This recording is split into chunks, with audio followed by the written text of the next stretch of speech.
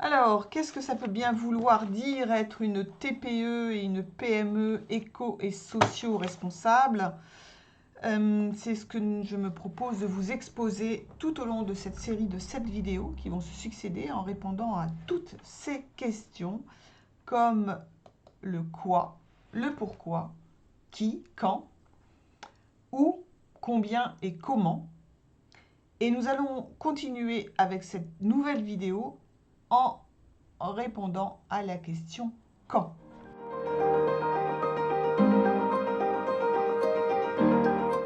Quand est-ce que l'on doit mettre en place toutes ces actions pour devenir une entreprise éco et socio-responsable?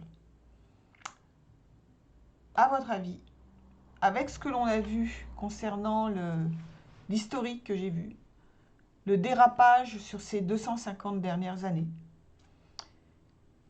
la réponse, je pense, est toute simple. C'est maintenant.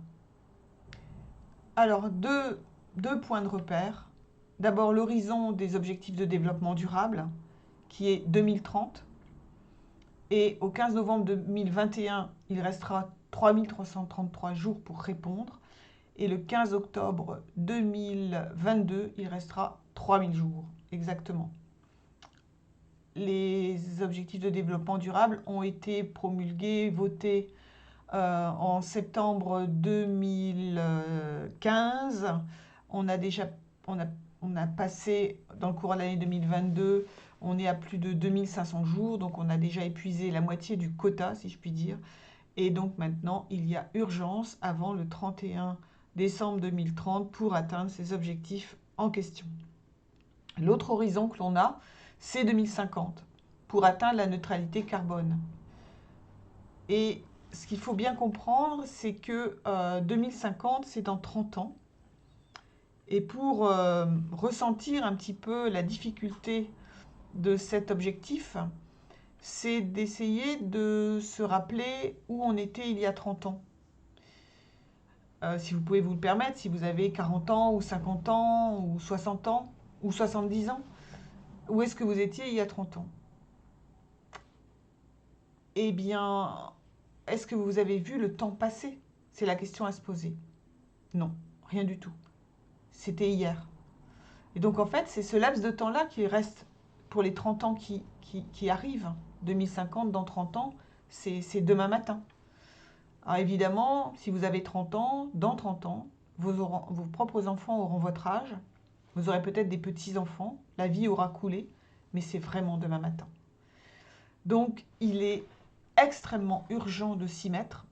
Il n'est pas trop tard, mais dans quelques jours ou dans quelques mois, on dira que ça commence à être vraiment, vraiment, vraiment difficile. Donc, il faut s'y mettre. Et puis, même en s'y mettant, on fera toujours quelque chose. Il y aura toujours ça de fait.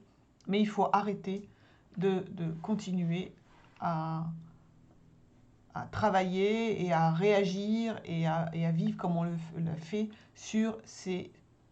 essentiellement sur les 50 à 70 dernières années. Voilà. Donc j'ai insisté fortement sur cette histoire de 2050 et de ces 30 années à venir qui vont passer extrêmement vite, que la feuille de route à tenir, c'est maintenant qu'il faut s'y mettre, parce que changer les habitudes, vous le savez très bien, c'est extrêmement long. Donc c'est maintenant qu'il faut s'y mettre. Comme je vous l'ai dit dans la vidéo précédente, n'hésitez pas à aller faire votre propre bilan carbone. Aujourd'hui, le Français moyen est à 10 tonnes de carbone par habitant, par an.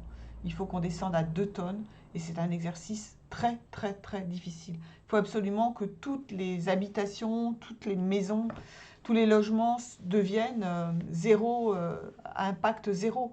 On en est loin, donc il faut isoler, il faut construire des bâtiments avec d'autres normes et il faut changer de mode de chauffage, etc. etc. Et ne plus prendre l'avion de façon inconséquente, utiliser sa voiture différemment et utiliser des voitures différentes. Enfin, il y a tout un tas de protocoles à mettre en place pour changer sa vie au quotidien, changer ses gestes du quotidien pour pouvoir obtenir ce résultat dans les années qui viennent. Donc le quand, c'est tout simple, c'est maintenant. C'est extrêmement important. Donc nous avons vu le quoi, de quoi on parle, pourquoi il faut mettre tout ça en place, qui est concerné, quand il faut le mettre en place, maintenant. Et maintenant, nous allons voir dans une nouvelle vidéo où ça se passe. Donc retrouvons-nous sur la prochaine vidéo pour la question du où.